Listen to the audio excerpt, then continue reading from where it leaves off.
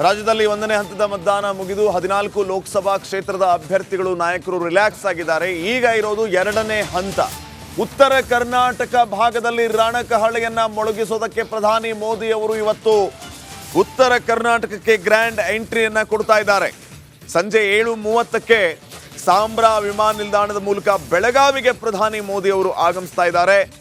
ITC welcome hotel ಅಲ್ಲಿ ಪ್ರಧಾನಿ ಮೋದಿ ಅವರು ವಾಸ್ತವ್ಯ ಹೂಡಲಿಕ್ಕಿದ್ದಾರೆ.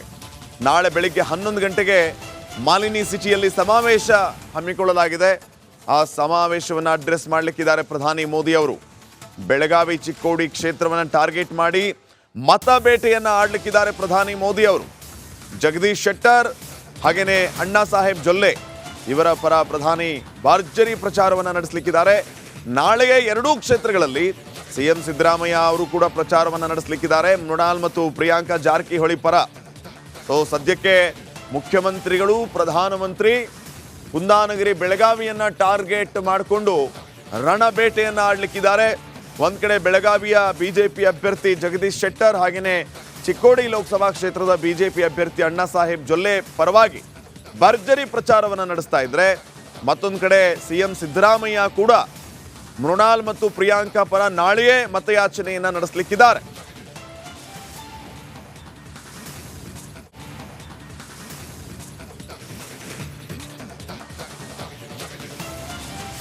ಮೊದಲ ಹಂತದ ಚುನಾವಣಾ ಬಳಿಕ 2ನೇ ಹಂತದ ಚುನಾವಣೆ ಮೇಲೆ ಕಣ್ಣಿಟ್ಟಿರುವಂಥ ಪ್ರಧಾನಿ ನರೇಂದ್ರ ಮೋದಿ ಬೆಳಗಾವಿಗೆ ಇವತ್ತು ಸಂಜೆ 7:30ಕ್ಕೆ ಆಗಮಿಸುವಂಥ ಪ್ರಧಾನಿ ನರೇಂದ್ರ ಮೋದಿ ಅವರು ಖಾಸಗಿ ಹೋಟೆಲ್ನಲ್ಲಿ ವಾಸ್ತವ್ಯವನ್ನು ಹೂಡ್ತಾರೆ. ಜೊತೆಗೆ ಇದೇ ಮೊದಲ ಬಾರಿಗೆ ದೇಶದ ಪ್ರಧಾನಿಯೊಬ್ಬರು ಬೆಳಗಾವಿಯಲ್ಲಿ ಇರುವುದು ಅಂದರೆ ವಾಸ್ತವ್ಯ ಮಾಡೋದು ಅದು ಐತಿಹಾಸಿಕ ಕ್ಷಣ ಅಂತಾನೂ ಕೂಡ BJP ಕೂಡ ಹೇಳಿಕೊಂಡಿತ್ತು. ಈವರೆಗೆ ಯಾವ ಪ್ರಧಾನಿ ಕೂಡ ಬೆಳಗಾವಿಯಲ್ಲಿ ಇರಲಿಲ್ಲ. ಜೊತೆಗೆ ನಾಳೆ ನಡೆಯುವಂಥ ಬೃಹತ್ ಸಮಾವೇಶಕ್ಕೆ ಈಗಾಗಲೇ ಸಕಲ ಸಿದ್ಧತೆಯನ್ನು ಕೂಡ BJP ಮುಖಂಡರು ಮಾಡ್ತಿರುವಂಥದ್ದು. ಬೆಳಗಾವಿಯ ಹೊರವಲಯದಲ್ಲಿರುವಂಥ ಮಾಲಿನಿ ಸಿಟಿಯಲ್ಲಿ ಬೃಹತ್ ಸ್ಟೇಜನ್ನು ಹಾಕಿದ್ದಾರೆ. ಈ ದೃಶ್ಯದಲ್ಲಿ ಗಮನಿಸಬಹುದು, ಸುಮಾರು 1 ಲಕ್ಷಕ್ಕೂ ಅಧಿಕ ಜನ ಪ್ರಧಾನಿ ನರೇಂದ್ರ ಮೋದಿ ಅವರ ಸಮಾವೇಶಕ್ಕೆ ಸೇರುವ ನಿರೀಕ್ಷೆ ಕೂಡ ಇರುವಂಥದ್ದು. ಈಗಾಗಲೇ ಕುರ್ಚಿಗಳನ್ನು ಕೂಡ ಹಾಕಿದ್ದಾರೆ ಮತ್ತು ಸಾಕಷ್ಟು ಸಿದ್ಧತೆಯನ್ನು ಕೂಡ ಮಾಡಿಕೊಳ್ತಿದ್ದಾರೆ ಮತ್ತು ಇಲ್ಲಿ ಬಿಗಿ ಪೊಲೀಸ್ ಬಂದೋಬಸ್ತನ್ನು.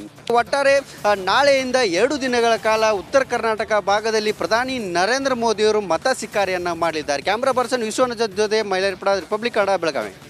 ಲೋಕಸಭಾ ಅಖಾಡ ದಿನದಿಂದ ದಿನಕ್ಕೆ ರಂಗೇರ್ತಾ ಇದೆ. ನಾಗೇಂದ್ರ ಸಚಿವರು ತಮ್ಮ ಕಾರ್ಯಕರ್ತರನ್ನ ಹುರಿದುಂಬಿಸೋದಕ್ಕೆ ಯಾವ ರೀತಿಯ ಮಾತುಗಳನ್ನ ಆಡಿದ್ದಾರೆ ಅಂತಂದ್ರೆ, ಗೇಟ್ ಗಟ್ಟಿ ಇದ್ರೆ ಕಿತ್ತು ಒಳಗಡೆ ಬನ್ನಿ, ನಿಮಗೆ ತಾಕತ್ತಿದ್ರೆ. ಕಾರಣ ನಾವು ಬಿಜೆಪಿಯನ್ನ ಇಲ್ಲಿ ಸೋಲಿಸಲೇಬೇಕಾಗಿದೆ.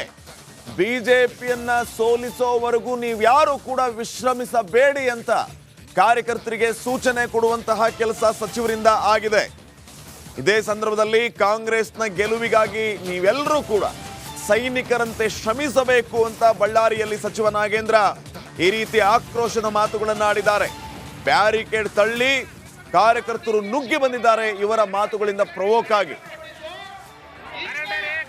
ಬಿಜೆಪಿ ಪಕ್ಷವನ್ನು ಮನೆ ಕಳಿಸೋವರೆಗೆ ನಾವು ನಿದ್ದೆ ಮಾಡೋದಿಲ್ಲ ಅಂತೇಳಿ ಸಂಕಲ್ಪ ತೆಗೆದುಕೊಂಡು ನಾವಿದ್ದೀವಿ.